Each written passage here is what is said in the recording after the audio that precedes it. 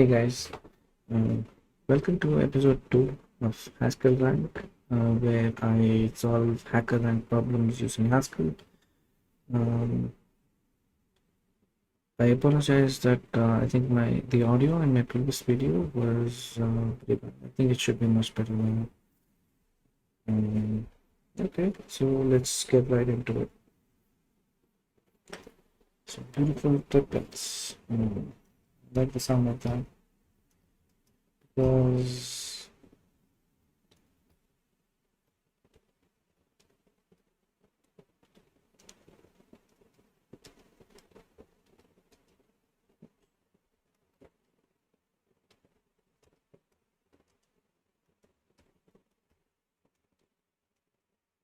okay, so we have a boilerplate.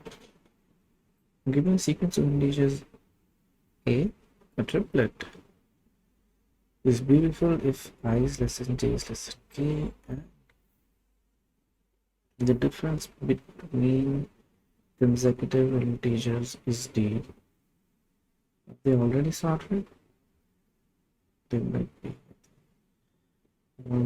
Given an increasing sequence of integers and the value of d, which is the difference, okay? So we process them 3 at a time. Count the number of beautiful triplets in the sequence. Okay, for example, the sequence 2, 2, 3, 4, 5. Yeah, 2, 3, 4 seems right.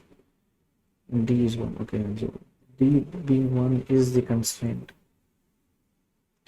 The interesting thing is, yeah, we don't do it 3 at a time. We have to, so what we do is look ahead and but we keep shifting only by 1.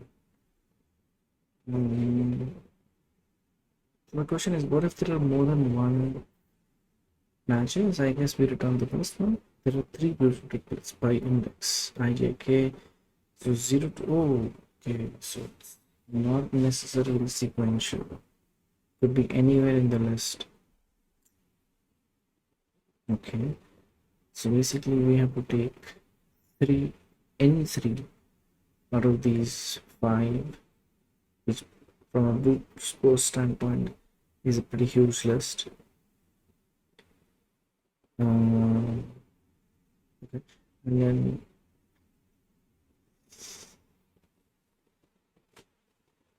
so to test the first triplet, I'm going to say 3 to, yeah.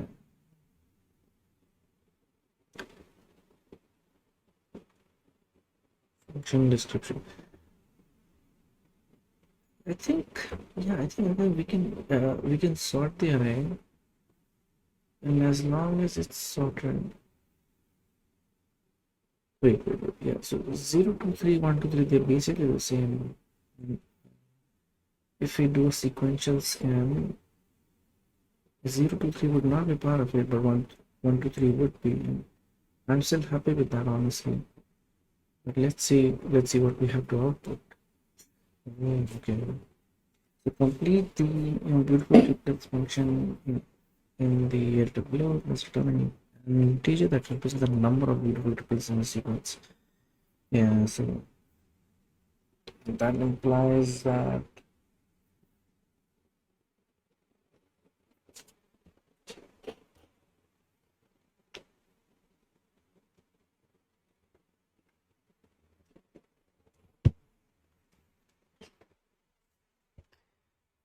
still,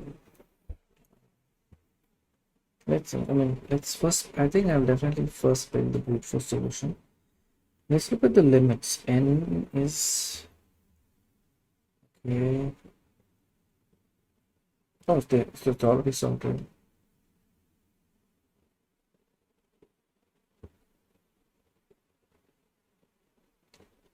We may not have to do a brute force solution because we know D, the difference, right? Since we know D,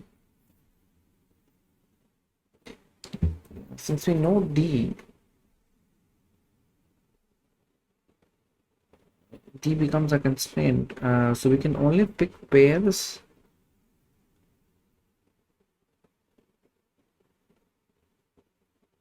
we can pick pairs. We can filter those by the difference being equals to 1, and so we'll have, let's say, n pairs, and we can merge those pairs.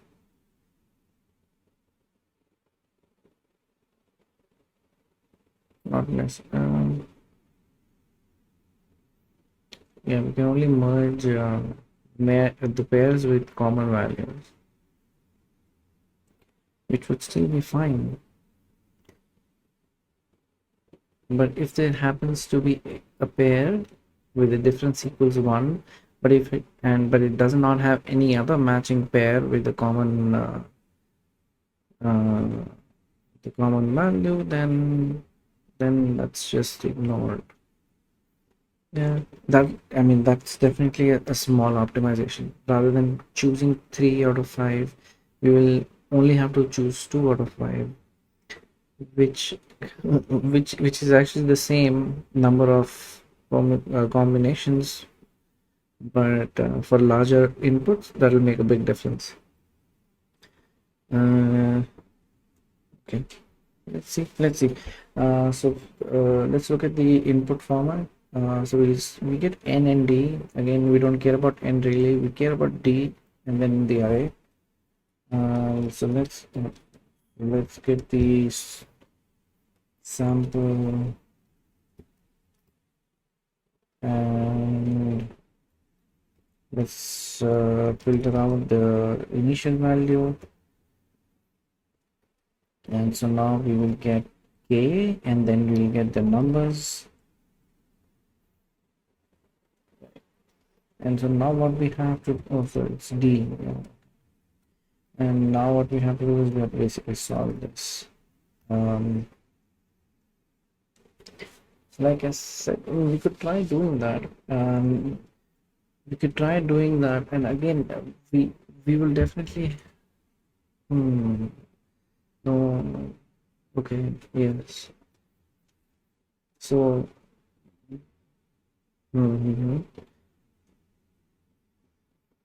Since the value of d is sort of what I just realized. Yeah, I just realized because the value of d is what sort of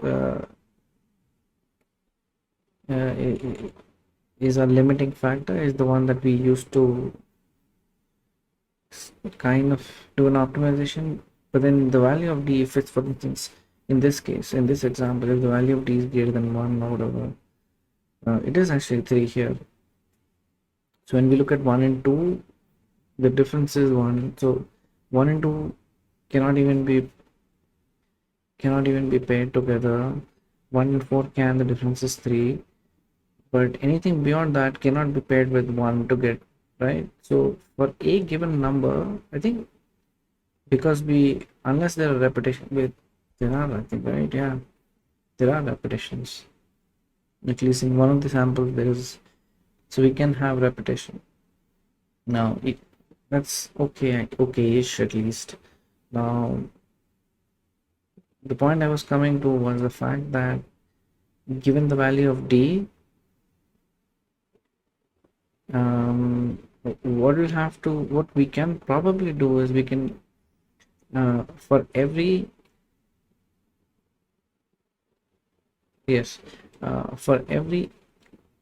integer in the array, we do a forward lookup, as in we'll do a find amongst the numbers following that number, and we try to look for a number which the difference with which would be equals to d. If we have that, then we go and look for another number matching with that number with the difference of d again. And so if we do find it, that gives us one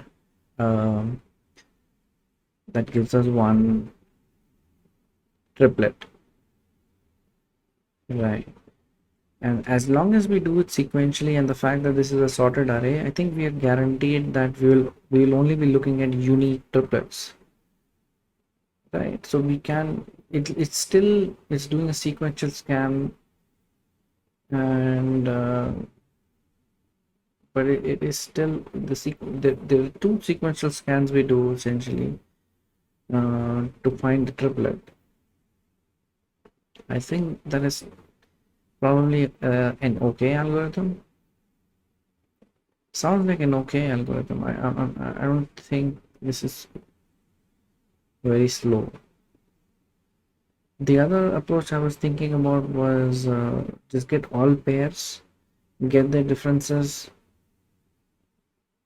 um, and then we will try to match the number of pairs.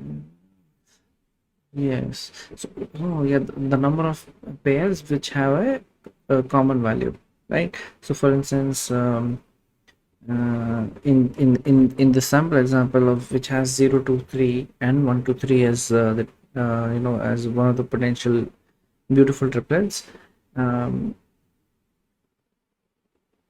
So 0 2 and 2 3 would be one answer, but then also 1 2 and 2 3,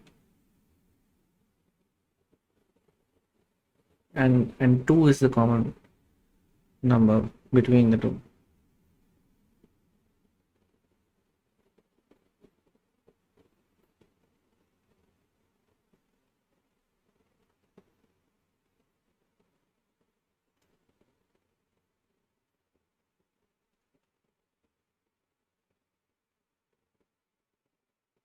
Okay, let's try that. Let's try looking at what that would look like, and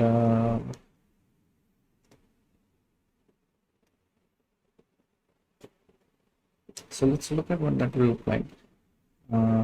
We want the difference, right? So we'll say, let's say y minus x, where y is from ns, x is from ns, and y should be greater than x.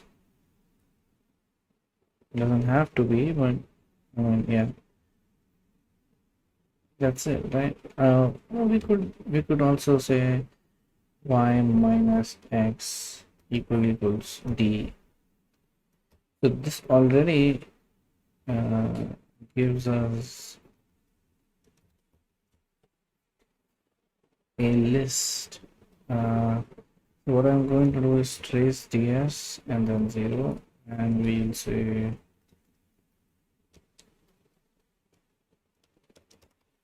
okay.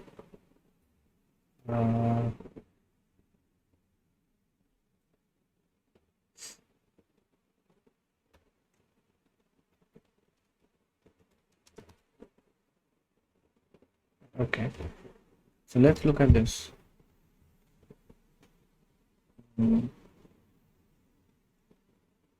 3 3 3 3 3. What? Oh. Okay. What do we want?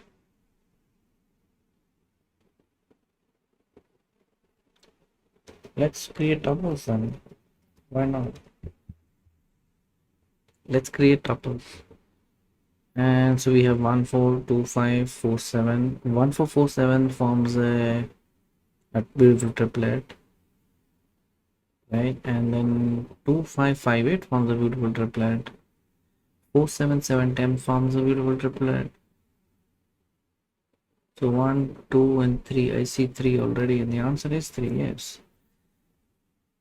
Yeah, I think this sounds promising.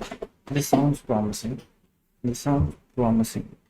So now we've reduced our problem to essentially finding matching the pair of pairs to actually combine them or to form triplets. We obviously have to keep in mind the fact that one tuple can be combined with multiple others, there is a possibility that that can be combined with multiple others. For instance, and that's not true here though, no. But possibly, I think that can possibly happen. Like in the case of the given example they had, where 0 to 3 and 1 to 3, because of the number being repeating. We can even look at that, in fact. So what did they have? D. They had D as 1 in that. So this was 2, 2, 3, 4, right? So in this case, we have 2, 3, 2, 3 twice. We have 3, 4. What about? Yeah, okay. We have 3, 4, and then we have 4, 5. So now 2, 3 combined with 3, 4. Also 2, 3 combined with 3, 4, and they are unique. 3, 4 combined with 4, 5. That makes three pairs. That makes 3 pairs. Let's try and see if we can actually do the pairing bit. If that, yeah. So this guy will receive an array of tuples, right? And what I want to, so I could either just simply merge them. So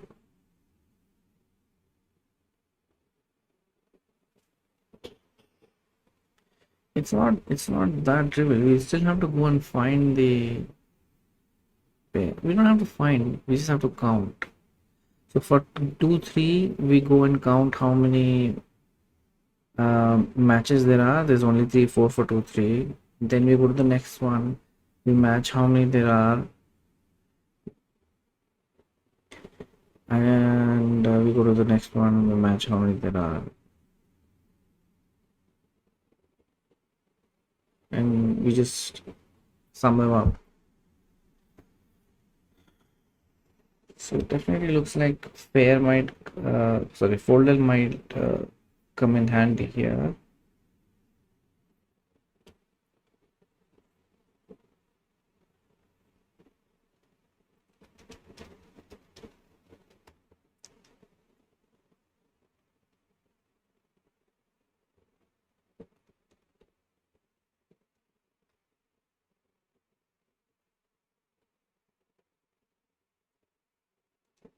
What we have to do is sort of go and find the, or rather count the number of matches where the second of this P matches with the first of, yeah, that we can use a filter for. We can use a, so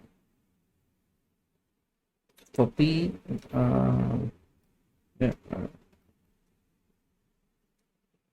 we can filter by a fascinating thing. We'll come say equals to this, and then we say, we could even break this down, right?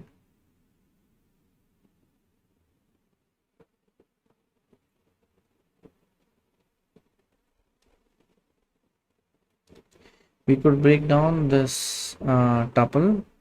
Now we are only really interested in its second value, because that's what we want to combine with the first value of any of the remaining okay. So we say where equals P, but what equals P? It's not, yeah, it's not. Let's go step by step. We'll do some kind of reduction at the end. Let's say we have X, and so we will say second of S, SND of X equals P. Oh, sorry, and we have to, in fact, yeah, we can say P equals to second of X, which this already looks like Isn't this equivalent to this? It's not. So we could say, I think this might work.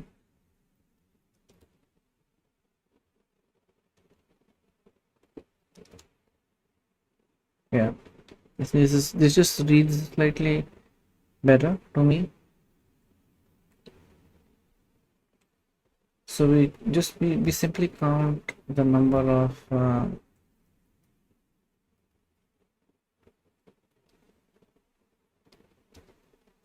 we count the number of matching pairs. This gives us the count the count for P, right? What we want to do is we want to fold eventually, I guess.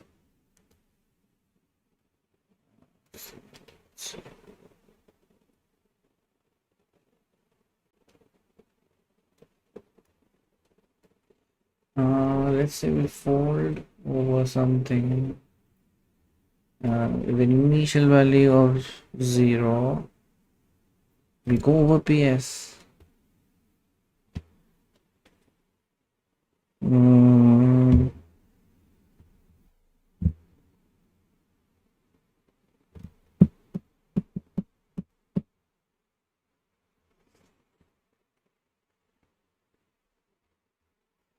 We have to count all of them. So this is only. First of all, let me fix the name of the function. I don't like the fact that I'm calling it pair.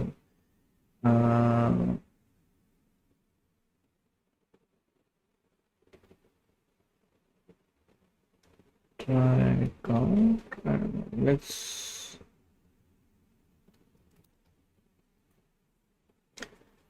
So potentially, if we have the number C, what we have to say is C, sorry, Pn plus try count of Ps. This would be the answer. Yeah, we can do it like this. We don't need to use any fold or anything. I think that looks nice. So let's see what this looks like. Let's test this a little bit. I can actually say, for instance, this. I can say try count.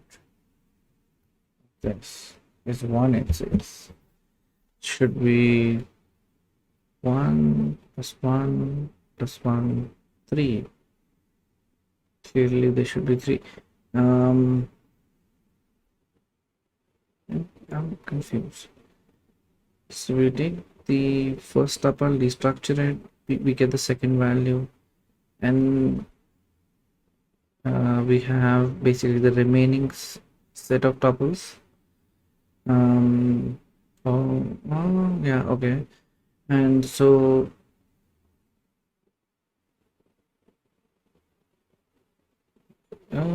yeah, no, I made a mistake. It's first. Yeah, we have to match it with the first value. Sorry. 3. Yep. 3 is right. So my try count, I think, is right already. So now that's it. Yeah. All we have to do is try count of TX. That gives us the answer. So in this case, it's 3. If we go back to the in this case, our algorithm says it's 3 again. Yeah, it happens to be 3. I think this is it. I think it reads nice as well. I can't really see any reduction that can be done. We'll see.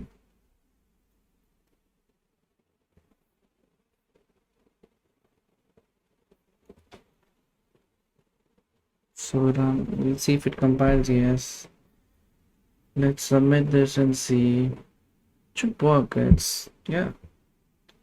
Cool. This was again straightforward. The other solution that I was thinking of was, I think that might have taken a little bit of, yeah, that might have been slower, where I was thinking of doing seeks to find matching numbers based on the equality with the difference D. If I did that twice for every number, yeah, that might be a bit slow. So there are a few things I want to highlight here now. Of course, we see we don't need this. So we see we are making use of this very simple, nice, neat list comprehension technique in order for us to get a list of unique tuples without repetition. So when you do it on the basis of a criteria such as, you use a comparator between the values, and then you essentially guarantee that you will always have only unique pairs. By unique, I mean you won't have a reverse of the pair, right? So if you have 1 2, you will not have 2 1. In most circumstances, that is what you want. But of course, there may be situations where 1 2 is not considered the same as 2 1. There may be some difference, and in that case, you could probably omit doing a comparator as using a comparator as a filter. But in this case, we did want them unique. So this, and then the third criteria I used as my filter was the fact that I equate the difference between the numbers to the given difference D. So that makes sure that we only have a list of unique pairs where the difference is D, and so then it just boils down to matching them,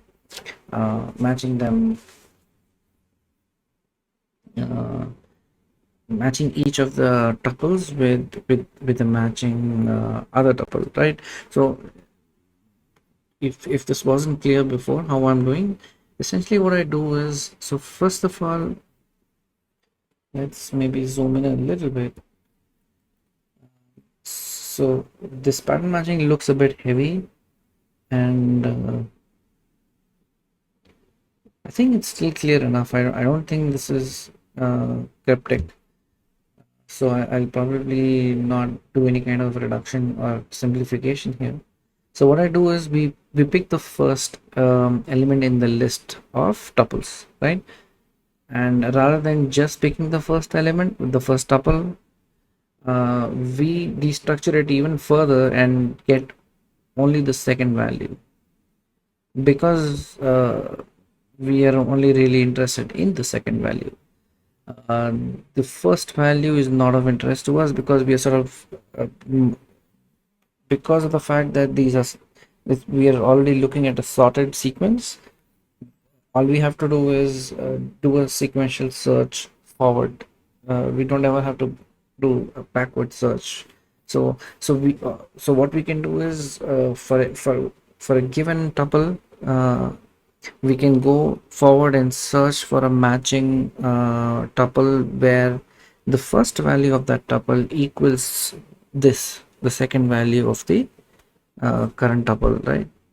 And so which is something that we get using this.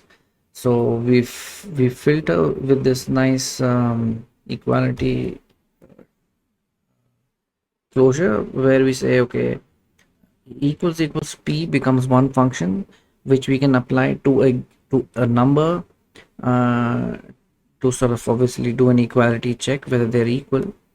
However, in this case, since we are dealing with a list of tuples and not just numbers, what we need to do is we need to extract the first element from the tuple, and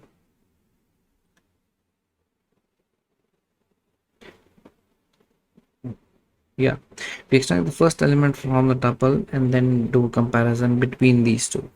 And so for that we use this nice little functional composition, where we are able to use the equality function, equality with p function, which expects another number to compare it with the first function, which expects, returns a number from a tuple.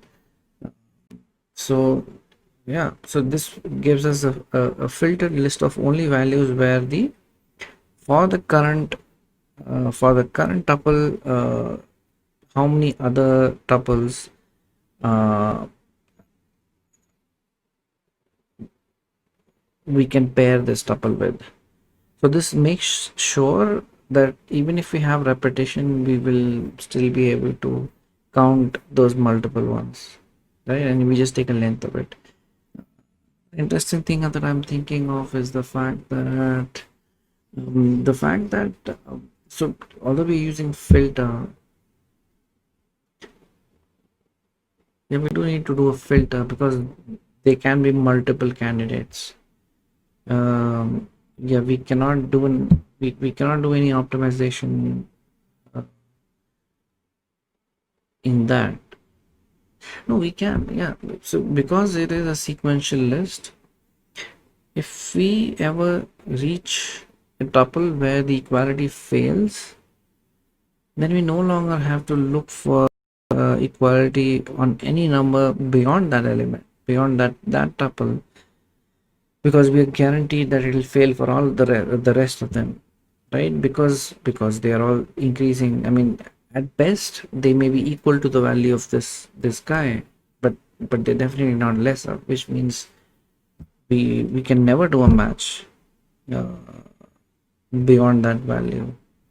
So that is a kind of an optimization that we probably could have done, and I would have done if it was required, if my solution wasn't fast enough. But this suffices for now. And so when we have this number of tuples, we can combine the count of that for the current tuple in the list. Then we add that count to the count of the remaining list, right? So we basically kind of recursively keep calling and getting the value of the number of elements that tuple can be tripled with, right? And we just add those numbers sequentially, and that's what gives us the answer. I think it's straightforward enough. I think it looks nice. It's just 11 lines of code, and it's good. All right, I learned something. Cool. All right, guys. Thank you so much